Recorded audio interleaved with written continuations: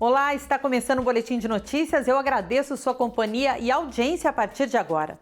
O Japão decidiu não aceitar novas reservas aéreas por um mês por conta da nova variante do coronavírus. E pesquisadores descobrem que a variante Omicron já estava na Holanda antes da chegada do voo vindo da África do Sul. O Instituto de Saúde Pública da Holanda chegou à conclusão que o voo vindo da África do Sul não foi a origem da variante Omicron na Europa. A variante foi comunicada pela primeira vez à Organização Mundial da Saúde no dia 24 de novembro, de 14 casos registrados no voo sul-africano. Mas ontem, o Instituto comunicou outros 2 casos em que as amostras foram coletadas nos dias 19 e 23, antes da partida do voo, o que significa que a variante pode estar circulando há mais tempo do que se pensava. Até agora, todos os casos registrados apresentaram apenas sintomas leves. A Alemanha registrou hoje o número mais alto de mortes desde fevereiro. Foram 446 em 24 horas. 4 casos da Omicron foram encontrados no país, que ainda estuda quais restrições vai tomar com essa nova onda. O Japão, que confirmou 2 casos até o momento, pediu que as companhias aéreas não aceitem novas reservas de passagens que pousem no país por um mês, para tentar frear a entrada de variantes.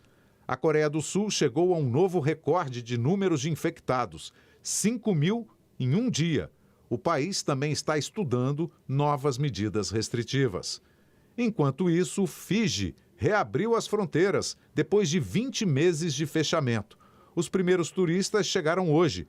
Os viajantes que seguem para os resorts de luxo precisam ser testados e vacinados. E uma boa notícia, o Brasil completou um mês com média de mortes por Covid abaixo de 300.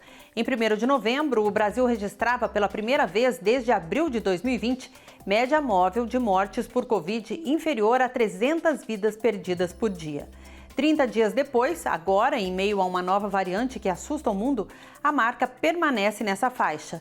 Na terça-feira, 30 de novembro, com as 326 mortes registradas, a média móvel de óbitos ficou em 231 vidas perdidas por dia. Cenário de estabilidade, sem variações maiores do que 15% em relação ao dado de 2 semanas atrás. A gente torce para que essa nova variante não seja motivo para maiores preocupações e que esses números sigam em queda no Brasil e em todo o mundo. Muito tem se falado sobre aumento no preço dos combustíveis e você vai ver agora algumas dicas de como economizar gasolina no dia a dia. Com a alta no preço dos combustíveis, essa médica passou a usar menos o carro para economizar na gasolina. Eu venho só para o trabalho de carro e o resto das coisas eu tento fazer a pé ou com algum transporte ou bicicleta, porque tem que tentar economizar, tá muito cara a gasolina. Os motoristas têm motivo para se preocupar em economizar. De acordo com o IBGE, a gasolina acumulou alta de mais de 38% de janeiro a outubro deste ano. E para quem não pode deixar de usar o carro, separamos algumas dicas para ajudar na economia de combustível. Uma recomendação é tentar manter uma velocidade mais constante, sem acelerações e freadas desnecessárias. É bom também evitar largar tudo no porta-mala e carregar peso que não é necessário.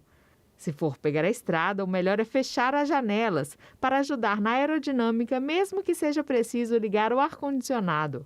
Outro conselho é calibrar os pneus frequentemente, mas o mais importante é manter a manutenção em dia, como explica o porta-voz de um aplicativo que ajuda a controlar os gastos de combustível.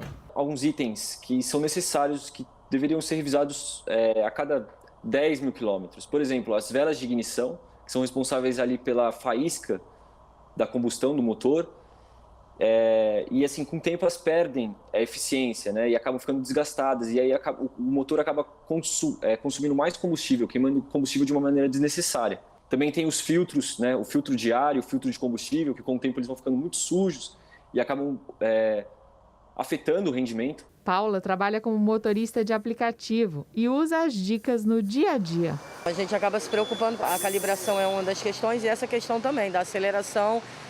Manter uma aceleração constante também é muito importante, porque aí você não queima tanto combustível, né? Você passa a economizar.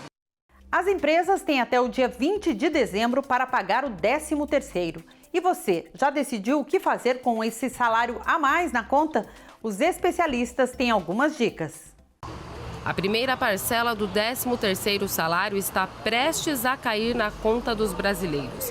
E enquanto tem gente que pretende presentear a família, alguns estão mais receosos em mexer nesse dinheiro. Deixar na minha conta. Vai economizar? Isso. Eu pretendo dar presente para minha família, né? Porque eu sei que nós não estamos numa situação boa por causa da pandemia e tudo mais, mas não custa ajudar a nossa família, porque em primeiro lugar é eles, né? Pagar a conta, né? Que eu acho que é que todo mundo costuma fazer. Depois de tanto tempo com a economia em crise, boa parte dos brasileiros pretende economizar. Um levantamento do SPC mostrou que 34% dos entrevistados pretende poupar esse valor. E para quem vai pagar dívidas, o interessante é focar nas prioridades. Há pessoas que estão muito endividadas e estão lutando pela sua sobrevivência. Essas não têm escolha, elas têm que usar o 13º para satisfazer essas necessidades básicas, pagar um aluguel, uma conta de energia, de água, enfim, para manter o seu teto, a sua dignidade. Há pessoas que têm dívida, mas que estão levando essa dívida sem saber o quanto essa dívida custa. E para essas pessoas, a recomendação é: use parte do 13º para amortizar essas dívidas e se livrar dela. Se for muito grande, vale a pena negociar com os bancos, aproveitando essa pequena parte do 13º, para dar uma entrada e renegociar essa dívida a um custo aceitável, minimamente possível de ser cumprido, sem tornar a pessoa refém da dívida financeira. Atualmente, no Brasil, há cerca de 14 milhões de desempregados. E outra parcela depende de trabalhos informais para fazer as compras de fim de ano. E para os consumidores que estão pensando em gastar, é necessário considerar alguns fatores, como saber os limites para não se endividar e onde realizar as compras de Natal. Quando comprar o que é possível, o que está dentro da sua possibilidade. E eu gostaria de sugerir que fizesse isso localmente, privilegiando o comércio local, os empreendedores locais, para animar, para incentivar a comunidade rio-clarense que está aqui. E é eles que precisam dessa retomada, e esse dinheiro vai fazer bem para a economia. Mesmo com o cancelamento da festa de Réveillon na praia de Iracema, em Fortaleza, o mercado turístico está otimista com a alta estação no Ceará. A expectativa é que 500 mil turistas visitem o estado nas férias. O cancelamento da festa de Réveillon em Fortaleza não desanimou nem um pouco os setores do turismo, que já começam a registrar bons números para esta alta estação. A previsão da prefeitura é de que a cidade receba pelo menos 500 mil turistas no período, um número até próximo ao que foi registrado antes da pandemia. Isso já é uma previsão pela quantidade de voos já previstos, também pela rodoviária, de ônibus, e também uma grande quantidade de turismo com pessoas nos seus próprios automóveis, turismo de raio curto. Desde novembro, já é possível ver uma forte movimentação de turistas nas praias, bares e restaurantes da capital. Um anúncio de que dezembro e janeiro prometem. Fortaleza aparece em alguns sites de busca por viagem como o principal destino para as férias no país. Uma característica desta autoestação vai ser o crescimento do turismo interno. Ainda sob os efeitos da pandemia, muitos países estão impondo restrições para viagens, o que deve impedir a chegada de estrangeiros no Brasil. Existe uma estimativa nacional de que todos os anos 18 milhões de brasileiros saem do Brasil para passarem férias fora. Mas com a alta do dólar e do euro, esses brasileiros devem circular aqui pelos estados. Será o momento do brasileiro viajar dentro do Brasil. E nesse sentido, temos uma expectativa muito positiva para essa temporada e para a virada do ano. De acordo com o Observatório do Turismo de Fortaleza, agora nesta alta estação, pelo menos 1,4 bilhão de reais deve ser injetado na economia da cidade, movimentando cerca de 50 setores. O que é muito positivo, porque esses segmentos foram os mais afetados pela pandemia de Covid-19 e ainda necessitam de recuperação. Ainda de acordo com o observatório, cada turista deve gastar em média aqui em Fortaleza um valor aproximado de R$ 613,45. Fortaleza oferece muitos atrativos para quem aqui chega e certamente quem vem não se arrepende. O nosso destino por si só já atrai bastante. Prova disso são esses meses que não tem nenhum atrativo diferente e a cidade está cheia de turista. Então imagina no período de final de ano que as pessoas realmente saem para descansar, para curtir um Réveillon, não necessariamente numa festa grande. Até porque para o turista vai sim ter alguma coisa nos hotéis.